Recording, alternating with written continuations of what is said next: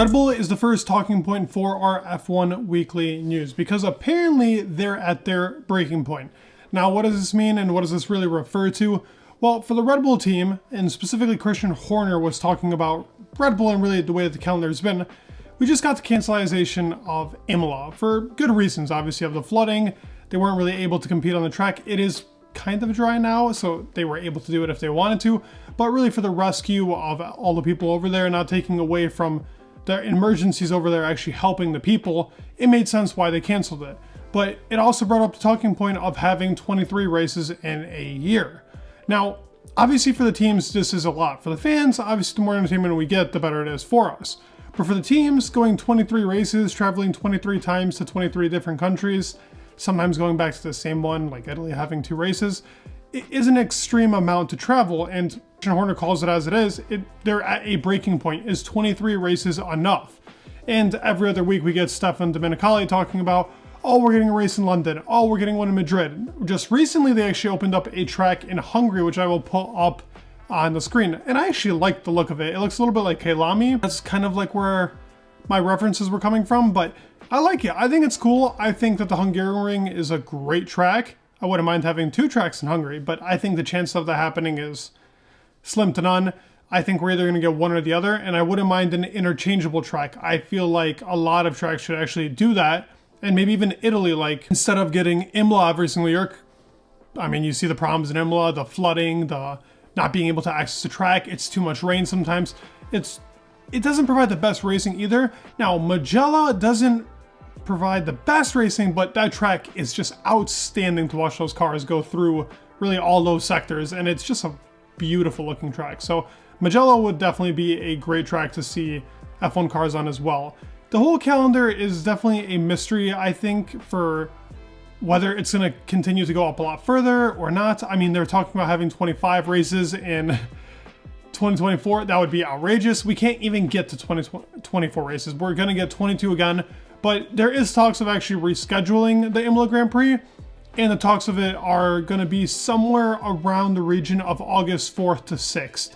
So it would be before Spa, and it would make a lot of teams actually kind of cut into their summer break. Now, this is better for us fans, but will they want to do it? It'll have to be an agreement between all the teams, and I don't believe that's going to happen. They're not going to just cut into their summer break for that reasoning. Unless something is really insane happening and there's an actual championship battle, I don't believe that to be true. Next stick of news is actually for Mercedes, because I guess it's a big deal that their B-spec car is coming in Monaco. That is the major news. And while I don't believe Monaco to be the best track for testing, I do believe that Monaco is still a track that Mercedes can perform pretty well on. I mean, now with the whole entire setup and the whole change of the car, it'll be difficult. But the biggest reasoning as to why they're doing this is that the car is already converted into that type of, really, the form that it's in right now. It's converted into that setup of the car. It's not the same W14 with no side pods or whatever is being added to it. We know it's bodywork, front suspension, the floor, the upper floor, the underfloor. Everything is really being redesigned on this car for a different airflow. And we know now in Monaco and in Spain, we should be expecting big time upgrades for this car. I guess it gives them a little bit more time now that they don't have the weekend on Imola to really race around. But it does definitely put a halt into their tracks, because Imola, if it had the 3 sessions that we were supposed to be getting, and apparently they were going to be dry. We actually had a chance of getting a Friday that was dry, but Saturday and Sunday being wet. So they would have had 3 sessions to really train out that W14 B-spec package. That would have been a lot better for them, and I think that definitely would have brought them a lot further than they are right now. Now, testing in Monaco is going to be tricky. A lot of crashes. They might crash.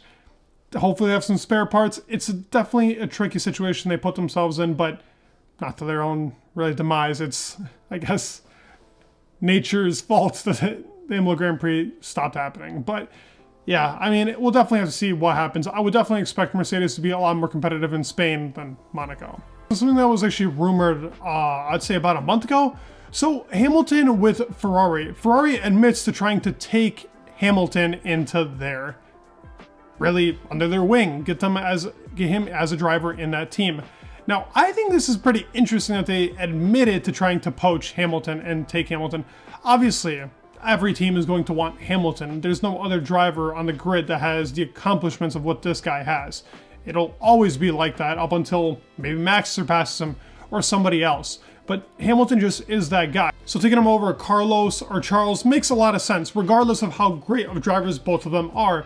They just aren't Hamilton. I mean, that's just the reality of it. So it is interesting that they kind of admitted this, and it's pretty cool if we were to ever see Hamilton in a Ferrari seat. I think that's something I would love to see, but I'd want to see him in a Ferrari seat that's competitive for fighting for a title. I don't want him just in Ferrari for, oh, the reasoning of being third or fourth place on with his real car. I want him to be either first or second, and Ferrari has not been able to produce a car that is fast enough to put itself into that really P1 or barely even P2 position. They barely clinched it last year, so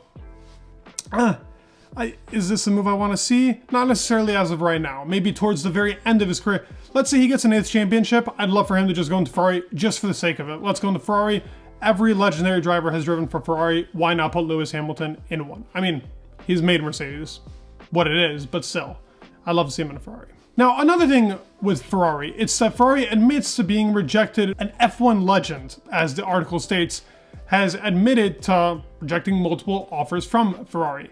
And this guy is Adrian Newey. And we kind of figured from not even, 2 or 3 weeks ago, that this was kind of up for grabs and that Ferrari was trying to take him. There were reports of Aston Martin trying to take him. There were reports of Mercedes trying to take him. Obviously, every team is going to want the genius that has made this RB19. But not only that, he was offered a contract actually a while ago, somewhere around the 2014, 15, 16 era. And he was offered a contract with everything. They were going to give him a car. They were giving him a stupid amount of money, everything that he dreamed of. And he still denied it and stayed at Red Bull. And part of the reason is he loves staying in England. He loves his Red Bull team, and he's very comfortable with the actual engineering team he has around him. And it makes sense. Look what they're doing with that car. I mean, who can make an RB19 like Adrian Newey? Clearly nobody right now. The only one close enough is Dan Follow. So it just shows levels this guy goes to. And really in the ground floor era, he has been proven to be that guy, and that guy that really nobody can really reckon with right now. And last thing I wanted to cover, which is one of the biggest things I want to talk about, is Nick de Vries's seat. So who do I think is going to take a seat, and what are the potential really return of Riccardo?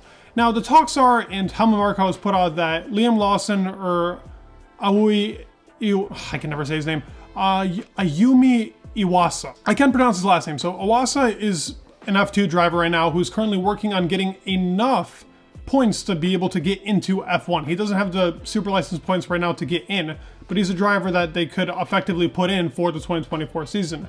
Now, obviously, Iwasa would have to perform really well in F2. He is performing right now really well, but also that means that Nick de Vries would stay for a year. Now, in the half season, they could do something like Liam Lawson, but Liam Lawson is in Super Formula, and I wonder if he's contracted there, but it is a Red Bull driver, so they could just kind of play around with it. It all really depends. Who I think should be in the seat, and I genuinely believe this to be the best option, is Daniel Ricciardo. I think putting Daniel Ricciardo in that second seat would be amazing for the team, and it'd be amazing for himself to really put himself back up. I don't think they need another rookie driver right now like Liam Lawson. I think that's a good option for 2024 ongoing, but having him in the team for half a season doesn't really prove anything to me. I think that putting somebody like Ricciardo, who can maybe match up with Yuki, giving him a little bit of a comparison on like, hey, is Yuki really doing that well, or is he just against a bad teammate? I mean, I think he's doing really well, but you understand what the point I'm trying to come from. It's more of to compare Yuki and how Red Bull can really analyze how fast Yuki is, because Daniel Ricciardo is a once-in-a-lifetime driver, regardless of his 2 years in McLaren. Okay, this is the weekly news that I got for this week. Let me know your thoughts down below, and I would like to hear what you guys would think for the Red Bull seat, and really the whole entire news going around with Red Bull, I guess, this week, and Ferrari. Let me know your thoughts down below. Please leave a like, subscribe, it would mean the world, and peace.